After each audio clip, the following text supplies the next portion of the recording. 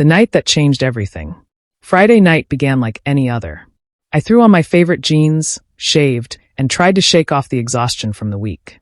My wife, Jenna, had left earlier for what she called a team celebration night, a promotion party.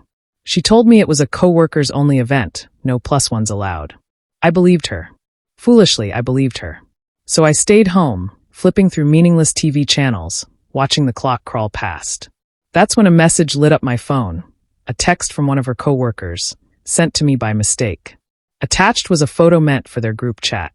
The moment I saw it, something in me tightened. This wasn't a quiet dinner like she'd said. It was a nightclub, flashing lights, champagne bottles, and a crowd moving to the beat. My curiosity twisted into something heavier. I told myself I'd just stop by, surprise her, show support. But deep down, I knew it wasn't about that. It was the pull of a husband's intuition, that quiet voice whispering, "Go see the truth." When I walked into that place, the bass thumped through my chest. The air was thick with perfume, sweat, and laughter. It didn't take me long to find her. She wasn't in some corner chatting with co-workers. She wasn't behaving like the responsible wife she had described. Instead, she sat on another man's lap, her arms draped around his neck, laughing like she didn't have a husband waiting at home. His hand rested on her thigh, familiar, confident, possessive. That sight seared itself into my mind. The world blurred. The music vanished. All I could hear was the faint, shattering sound of my own heart breaking. She hadn't noticed me yet, too busy leaning in close, whispering something into his ear, her lips brushing his cheek. I wanted to storm over, to demand answers, but instead, a strange calm took hold. Cold. Controlled. When her eyes finally caught mine, the laughter froze on her face. Panic flashed, followed by guilt, then frantic embarrassment. She stumbled off his lap like a child caught stealing. The man looked irritated, like I was ruining his night. But I didn't raise my voice. I didn't cause a scene. Silence became my weapon. She stammered, "Baby, this isn't what it looks like." But it was. It was exactly what it looked like. I stepped back as she reached for me, keeping my voice even. "I'm not here to argue," I said quietly. "Enjoy your night." Her expression twisted with confusion. She expected anger, tears, a fight. Instead, she got indifference, the one reaction cheaters can't handle. I turned and walked away. Before leaving, I handed a white envelope to the bar manager. Something I'd prepared days earlier for a different purpose, but now it had meaning. Inside was a note and a list of quiet financial moves I'd been making for months. My instincts had felt the distance growing. I just hadn't faced the truth until now. The note simply read, "The locks will be changed by 10 a.m. Your things will be packed. Let's stop pretending." I wasn't heading home to cry. I was going home to erase her.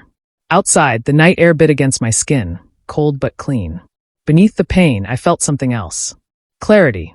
Because sometimes, the person you think you're losing is actually the weight you've been carrying. That night, I boxed up her clothes, her perfume, our photos, everything. I didn't break or burn anything. I packed with calm precision, not rage. I wasn't a man falling apart. I was a man closing a chapter. The hardest part was the wedding photo, the one where she looked at me like I was her whole world. I didn't throw it away. I just turned it face down. Somewhere between folding her dresses and stacking her shoes, the truth hit me. I deserve to be wanted every day, not just when it's convenient.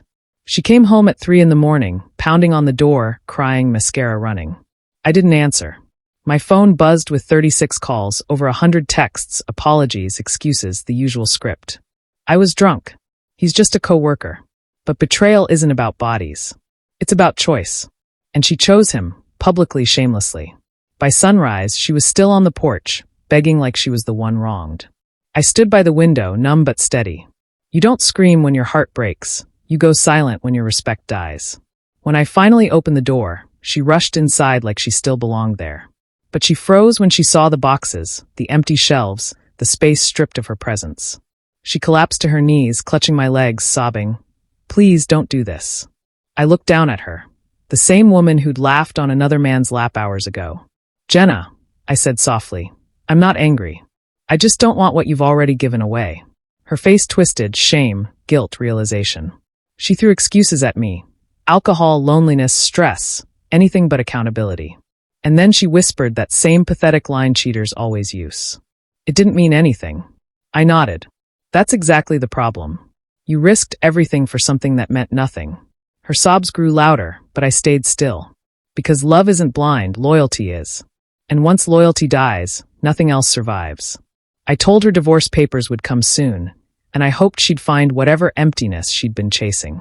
She begged, trembled, clung, but I was done. A silent man isn't weak. He's finished calculating his exit. When she finally left, the quiet that followed was different. It wasn't lonely, it was peaceful.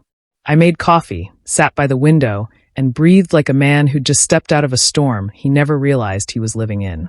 People think heartbreak is loud, shouting, slamming doors, crying until dawn. But real heartbreak? It's quiet. And real healing? Even quieter. That night, I didn't lose a wife. I lost an illusion. And I found myself again. I learned one truth that will stay with me forever. A loyal heart never fights for a place in someone's life. It's honored automatically. And the moment a woman sits on another man's lap, she steps off your throne for good.